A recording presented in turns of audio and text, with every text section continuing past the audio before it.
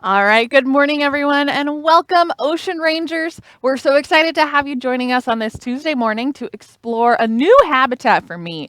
It's not something that I'm an expert in, so I get to explore and learn and discover right alongside you. I got to read up all about this habitat this morning, and now I'm going to share those facts with you. So, again, welcome on this Tuesday morning. My name is Dana. I'm a member of the education team here at the Aquarium of the Pacific, and today, our Ocean Ranger group, we are going to be talking about wetlands. Now, wetlands, what we're going to do is we're going to talk about what exactly is a wetland, right? When you hear that word, what do you think of? Then we're going to explore what it is. We're going to talk about why it might be important, what kind of animals might call a wetland home. And then we're going to wrap up talking about threats and anything that maybe that we can do to help out wetlands, right? So we're going to kind of discuss options of help protecting and conserving that habitat. But it's going to be an action-packed day full of lots of information and some pretty cool facts. So if you are joining us and you want to participate in this program this morning, we do have a live text line right here. That phone number is 562-286-1838. Now, if you're texting us in at this number, do remember that standard texting rates do apply, and make sure you have adult permission before texting in today, all right? Now, again, my name is Dana. I'm joined in the studio today by Cynthia, who's going to control what's going on behind me here. And I have Sarah outside who's going to be taking those questions that you text in, all of your observations. I might actually pose a couple questions to you and look for some answers, and she'll send those in towards me. Now, if you are watching after our live stream, which is at Tuesday, August 4th, at 11 o'clock in the morning here in Long Beach. If you're outside of that 11 to 11:30 half hour, we do encourage you to email us your questions and observations. That email address is live@lbaop.org. Now, once again, if you are watching live, that is going to be the phone number. If you are watching after our live stream, that is going to be the email address. All right. So now that we're all set up, we're ready for some discussions on our wetlands. Let's go ahead and get started. First, we're going to not put anything up behind us. We're just going to discuss the word wetland. What do you think of when you hear that word? Have you ever seen a wetland or heard of a wetland? Do you have any idea of what it might be? Okay, well, when I think of wetland, I think wetland, right? Which makes sense. So sometimes scientists like to name it just like we see it. So a wetland, it's wetland. It's land that's saturated with water. And so what kind of habitat, what things might you expect to see in a habitat like that? A lot of people say birds, right? Insects, right? When you think of kind of stagnant water, you might think of insects. I like to take that on another route and just say bugs in general, right? Maybe all sorts of arthropods, like crawlies, right? Little bugs. What about the water aspect, right? Ooh, maybe some small fish. Yeah, some babies, all sorts of things.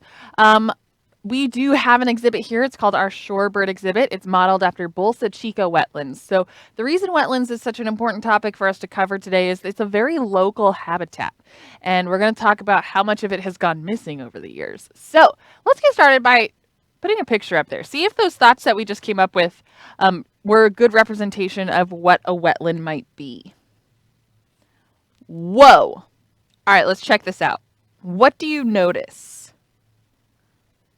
And where do you think we might find wetlands? Wow, this is gorgeous.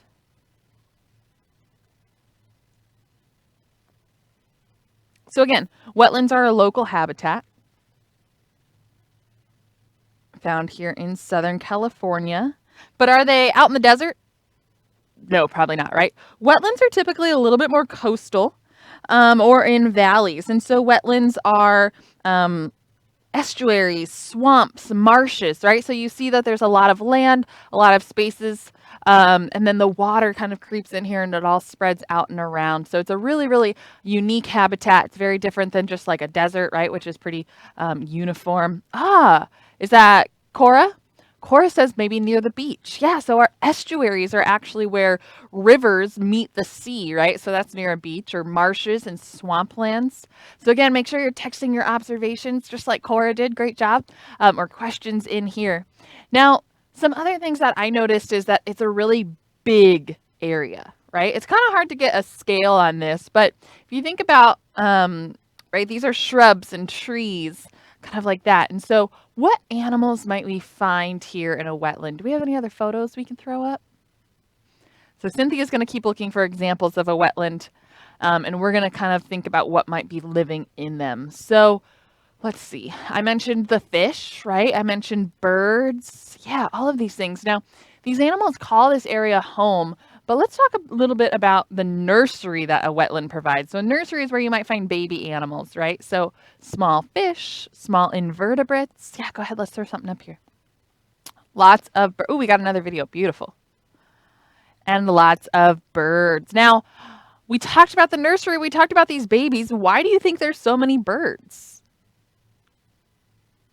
Yeah, that's right. So wetland habitats provide a really great resting ground and feeding ground for our animals. So let's just keep it on this still right here. You can see that there's a lot of birds, there's a lot of greenery, there's water. In this water might be small fish, small invertebrates. We get a lot of baby rays in our estuary down here. And so it's a very productive habitat, right? Now what that means is there's a lot of food. There's a lot of energy in this habitat to pass up through a food web or a food chain. So let's think about the itty bitty ones, right? When you have a lot of water like this and a lot of algae, there's a lot of nutrients. And zooplankton, which are itty bitty little critters, can grow and thrive on that zooplankton. So the greenery, all of this, and the algae, those are primary producers. They're at the bottom of the food chain. Then you get the little zooplankton who are feeding on that algae, right, and taking in some energy. Then you have baby fish and baby invertebrates feeding on that little, those little tiny plankton. You even have some birds feeding on that plankton, right? Then you have larger birds that might come in and feed on some of those small fish. So it's just this really productive habitat that provides all sorts of food and energy. Now, let's see what else we've got to explore. Let's maybe see some of those babies. Awesome. So I mentioned baby rays, right? We think of rays as being out in the oceans, but remember, just like Cora said, our wetlands are typically a coastal habitat. And so an estuary where our river meets our ocean can be what we call brackish. Now that means a little bit of salt water, a little bit of fresh water. It's kind of in between. And rays will actually come into our wetlands. So we have a great picture of a little baby ray. Now, this little baby ray right here, this is a tropical species. This is a baby cow nose ray. It almost looks like it's smiling right here, right? We can see its gills on the side, right there. Gills on the side. We see the eyes up here. Now, we don't have cow nose rays here in our estuaries and in our wetlands, but we do have little baby round rays. We have little baby bat rays, so other ray species that might come in. So even though we are the aquarium of the Pacific Ocean, right, we do want to highlight this habitat because they play hand in hand. They are nursery grounds for a lot of our oceanic animals here. So what else? We were talking about the productivity. We were talking about the water part, right? So let's go back to that still if we can. I know we're kind of jumping around a lot. We're going to take a look at, oh, great. We've got some questions coming in. All right. So we're going to take a moment to look at these questions while Cynthia's bringing that still up. Now, Bastian wants to know, how do wetlands form and where is the largest wetland? Great questions. So wetlands form as water makes its way towards the coast. It's something called a watershed, right? So if you have like a mountain up here and the water, it rains and the water starts to make its way down the hill, it's going to spread out into this flat area. And that's where we get these water kind of spread coming in. It's just very saturated land, right? And that's how they form. And then they have the land growing. There's a lot of mud. There's a lot of dirt. There's a lot of different kind of mediums of land and silt. And then that's what creates this kind of widespread habitat. Now, where's the largest wetland? So it is in Bolivia, not here in Southern California. And it is more than 17 million acres, which is the size of North Dakota, which is pretty crazy, right? So wetlands can be huge. Now, Cora wants to know, there's lots of animals and fish and lots of birds to protect their babies. Great job, Cora. So we were talking about the productivity and the food, right? And we were talking about our nursery ground in the water with those baby fish, those baby rays. But what about baby birds? That's right. So because there's so much food and such an available resource, let's take a look at maybe some of our favorite baby birds. In fact, my personal favorite baby bird, it's going to be a baby black-necked stilt. Okay. Now, what I love about this bird that Cynthia is pulling up is it's going to be a little fluff ball with really long legs. And it's great because baby birds, typically when we think of a baby bird, we think of a nest and eggs, and that baby bird hatches. It doesn't really have feathers. It needs mom and dad to come bring it food, right? And it's having a hard time. But this, my friends, is a baby blackneck stilt. Now, baby birds in estuary or in wetlands like this are typically very fast growing, and they have to be able to get out and start foraging for food fairly quickly, especially because they're on the ground, right? There might be a lot of predators. Mom and dad might have to go take care of their own food. And so these little guys right here are actually able to get up and walk around hours after birth, right? So hours after they hatch out of that egg. Now take a look at their beak. We've talked about the food chain. We've talked about what's going on in the water. We've talked about the mud and the silt. What do you think they might use their beaks for? Ah, digging. Somebody said digging. Yeah, so we're going to take a look at a couple different bird skulls and see if maybe we can think about what they might be eating. So we're going to go over to our document camera right here. It might take me a moment to get all set up. All right. I'm going to place some bird skulls here. I'm going to adjust the lighting because, whoo, that's crazy. We're going to zoom out. Maybe not. We're going to go a little bit down. There we go. All right, so this right here is not a wetland bird skull. This is actually a penguin skull. Now, the point of this is you can tell a lot about a bird based on their skull and based on their beak, okay? So this penguin, well, we know that penguins feed on small fish and squid. They have this wide beak to catch all these fish, maybe the size of my finger, right? And they can carry a bunch of them in there and then swallow them. But let's take a look at some other bird skulls. All right, I'm going to throw a funny one up there. It might not even fit. In fact, I might have to just go all the way over here to the regular camera and hold it up. What is that? That's right, my friends. This is a pelican skull. Now, pelicans, again, are a very coastal animal, out typically over the ocean, but they can fly along those wetlands as well. Now, what do you notice about this? Do you think this bird is catching itty-bitty little fish like our penguin? Are they the same skull? They are catching fish, but remember, pelicans have that big throat groove right here that allows them to expand. Let's look at another one. Okay, so this one, oh, it does kind of fit there. Very cool. All right, what about this one? Now, I love this skull. We're going to move them all up. What about this skull right here? Not quite as short and stout as our penguin. Definitely not as long as our pelican. It's kind of in between, right? But it's also very thin. This is looking down on it. Let me see if I can get a little bit more light there. All right, so this is looking down. Nope, that's not working.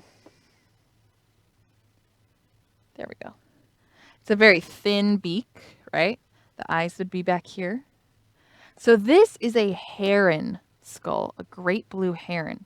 Now, herons are often found in wetlands, and they use this beak for a couple different things. Now, the long, skinny part of it, that allows them to go into water, into maybe even into mud, into silt.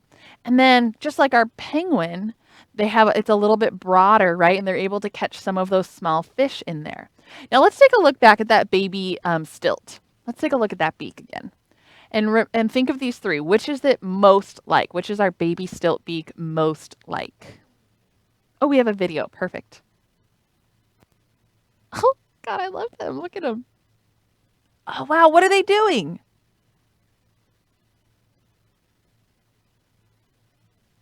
Okay. Ooh, tripped. So they're long and skinny, kind of like that heron, but a little bit skinnier even. And they're going into water. Do you see it kind of opening and closing? It's almost like chopsticks, right? Going in and opening and closing. What do you think these birds might be feeding on? Yeah, they're feeding on little critters that live in the water. Now, that long beak of theirs, remember we mentioned the sand and the silt and the mud. They're kind of going in and finding all sorts of critters. Some birds will use a really long beak and they kind of skim back and forth in the water to find food. Some birds will use their long beaks to dig into the sand, into the silt, into the mud to find critters that live under the mud. Other birds, actually, like our flamingo, they don't live in our wetlands, but they do live in a similar habitat. They can filter food out of the water similar to a baleen whale, okay? So these are really great adaptations, and wetlands provide the kind of habitat that they need to find their food source. So we talked a little bit about some of the animals that call wetlands home, right? Let's go ahead and put that overarching video on again and make some more observations. What else can we notice? What else can we highlight? All right. So I'm going to step off when that comes back up. But again, we're looking for think of other things that might live in a habitat. Think of anything else that you notice and observe. And don't forget those questions. Yeah. The first one. Cynthia was asking which video did I want to see. Really, either of them were great, right? It gives you kind of a general idea. So we're going to pull it up right here and I'll let you make some observations.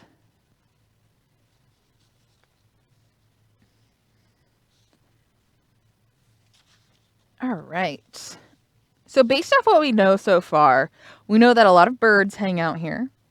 We know that a lot of animals live in the water. We know that there's a lot of food, right? The seagrass and the murky water makes it an ideal nursery. Like we talked about, there's a lot of babies. It's easy to hide.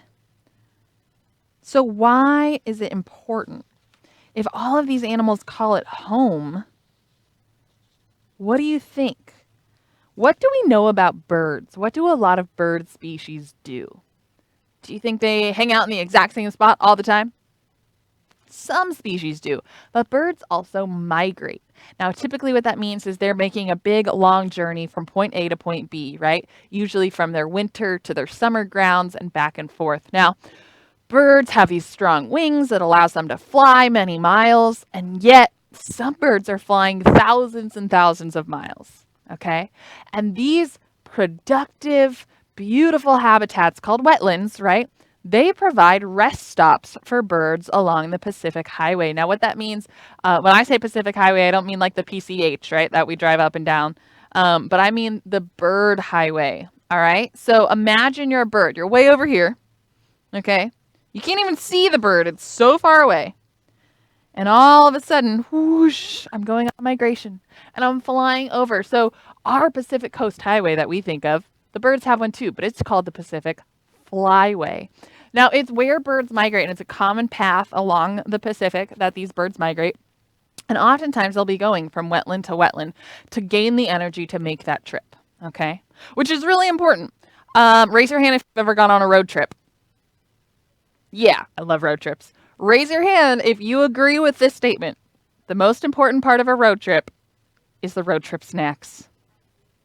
Everybody just said absolutely. We've all got our hands up, right? Now, if you're going on a road trip and you're not walking out of the store with all sorts of snacks, personally, I don't think you're doing it right. And birds are the same way. If they're going on a migration and they don't have the proper snacks or the proper areas to rest, they're not going to be doing so great on that trip, right? And so wetlands provide that opportunity for them to take those rest stops between their migration routes. Like I said, could be thousands and thousands of miles, all right? So we've talked about what a wetland is. We have a pretty good idea of what they might look like, okay? We talked a little bit about where they might be. Again, Southern California is a very wetland-rich area, all right? We've talked about the largest one found in Bolivia, okay? We've talked about the animals that live in the water. We've talked about the birds. But why is all of this important to know? Well, I have a question for you. I'm going to like I said, I'm going to pose a couple questions. What happens when you remove wetland habitat? What do you think? Now we're going to press another video. We're just going to play through maybe 2 or 3 videos as we go, and we're going to give you an opportunity to think about that question. What happens when you remove or destroy wetland habitat? Okay, and we'll play these videos, probably ones you've already seen, maybe the birds feeding again. I want you to just think about those challenges that animals might face if we remove this this habitat.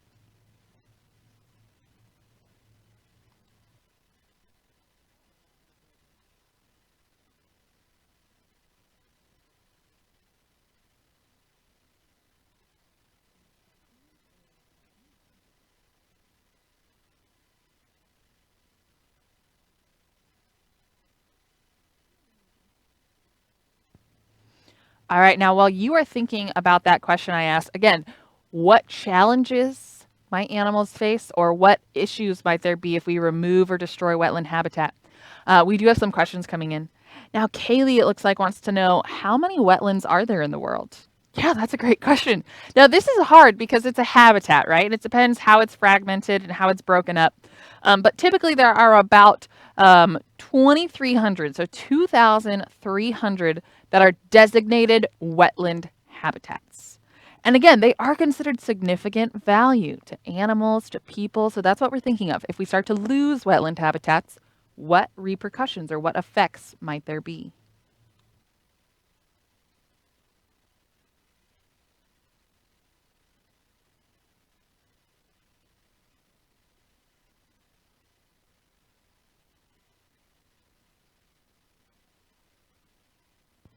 Now, some things that I'm focusing on is, well, what do these habitats provide? And if they don't have that, what might happen?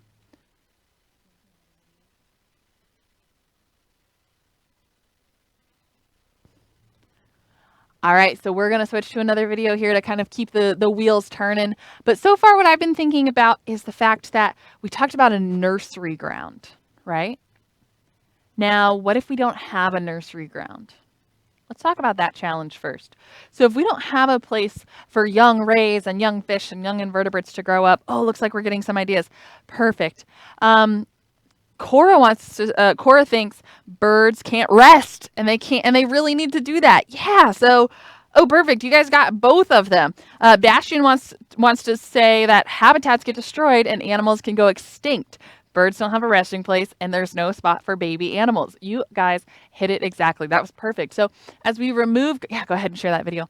As we remove a habitat like this, these birds that are resting mid-migration route all of a sudden don't have a place to rest. Now, there are still wetlands, but 90% of California wetlands have been destroyed and developed on.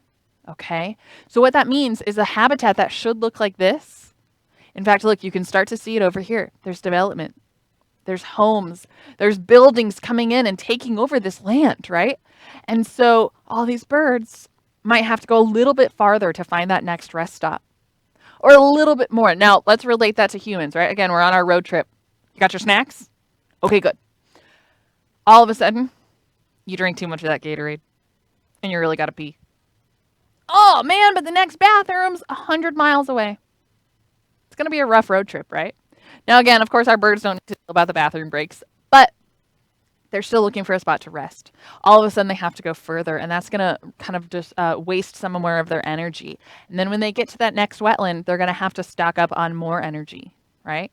And then the next one, oh, whew, we finally got to that bathroom break. Thank goodness. And then on our next one, we drank too much milkshake. We really got to pee again, right? But the next rest stop is going to be 400 miles away. Oh my gosh.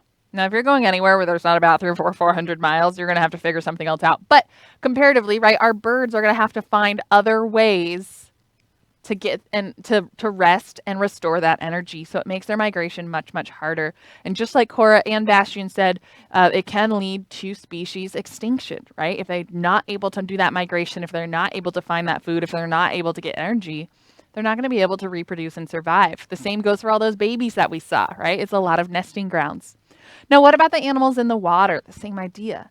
All of a sudden, they don't have this nice, safe nursery, and they're going to be dealing with more predators. They're going to be dealing with human impact, right? So development, not only do we build houses in that area that causes them to remove or build up on a lot of wetland habitat, but when we build, oh, look at this is perfect. So this might be what it looks like in a wetland habitat. These are all sorts of little fish, some smelt, some perch, sandy bottom, lots of seagrass for them to hide in. Well, hello there, right? Lots of seagrass for them to hide in. And so all of a sudden they're dealing with not only the houses that are taking over the space, but also the pollution and the runoff that comes from development in our wetlands. So the water might be a little less healthy for them. The debris might cause an issue. There might be plastic in there, right? In fact, I do encourage you, if you live near a wetland, a lot of wetlands allow you to walk around and explore them. I want you to take a look at them and notice any human impacts, right? It's one thing for us to be like, wow, this is beautiful that this land is set aside, this habitat is set aside and protected, but it's not pristine. Now, I did say at the end of our program, we're going to be talking about a couple different ways you can get involved, maybe learn a little bit more about this habitat and how you can protect it. So, my ocean rangers, one responsibility of being an ocean ranger is to learn about habitats, learn about marine animals, learn about any animals on our Pacific coastline that need our help, and maybe talk to our friends and family about it or get involved ourselves. So, a couple things you can do is you can look for community projects. Okay, so for example, I did mention the Bolsa Chica wetland here in Long Beach. Okay, there are some other ones. There's the Colorado Lagoon in Long Beach as well, right? Of course, I'm talking about some local ones, but take a look in your neighborhood. See if there's any wetland-like habitat near you. There is the Bolsa Chica Conservancy. I know that they do a lot of community work. Volunteers can come out. In fact, there was just a fire in Bolsa Chica wetlands, and a lot of volunteers came out with their masks on. They came out to help collect debris, check on any of the animals, and provide any care that they could. That could be something that you get involved in. There's also tidal influence. They do a lot of restoration work in Colorado Lagoon and Los Cerritos wetlands. So again, these are agencies and companies you can get involved in and learn a little bit more about the habitat they protect, such as this beautiful wetland. Look at that sunset too, right? My goodness. And it also means you can learn a lot more about them. The beautiful thing about living near wetlands, even though we have lost a lot of them, is we do still have the opportunity to learn and conserve. And then, of course, there's the Orange County Coast Keeper, which is additional restoration work and projects. Now, what about you, though? What can you as an individual do? Well, step one, learn about wetland habitats, right? You've already done that a little bit through this class. I know we didn't cover everything, but we talked about the importance of wetlands. We talked about the idea that we can help conserve them. In fact, there are some projects that look at habitat restoration, which means looking at an area that might have been developed or might have been impacted by humans and finding a way to restore it to the most natural landscape as possible, right? Learn a little bit more about that. If you're not interested in wetlands, maybe you can apply these concepts to other habitats, right? The next thing you can do is learn about some favorite bird species. I mentioned the black-necked stilt. That's one of my favorites. There's also avocets. There's ibis. I love ibis. There's herons. But maybe also think about the other animals, the animals we didn't talk about. What animals live in wetland habitats? And what else can you do to help conserve them?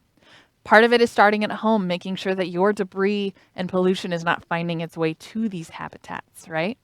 So my friends, thank you so much for joining us this morning and learning a little bit about this unique habitat. We're very lucky to have it here in Southern California. Again, 90% of California wetlands have been developed or destroyed.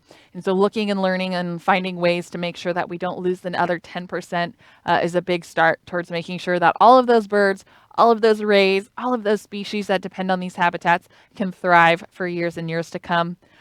Once again, we do have our phone number here, 562-286-1838. Sarah will be manning that for a couple more minutes to take your questions, take your comments, provide an answer. And then, of course, if you are watching after our live stream, once again, Tuesday, August 4th, from 11 to 11:30, we're wrapping up here. Go ahead and email us at live@lbaop.org. There's so much more to discover about our wetlands. We just got started here, Ocean Rangers. Yesterday, you got to learn about octopus. Tomorrow, you're going to be learning about, let me remind myself, tomorrow you're learning about life cycles. That's right. So another really awesome topic that's going to be a brush on the surface because you can talk about life cycles for a day. So again, thanks for joining us. We hope you enjoyed learning about our wetland habitats. Have a wonderful Tuesday afternoon, and we'll see you tomorrow, Ocean Rangers. Bye-bye.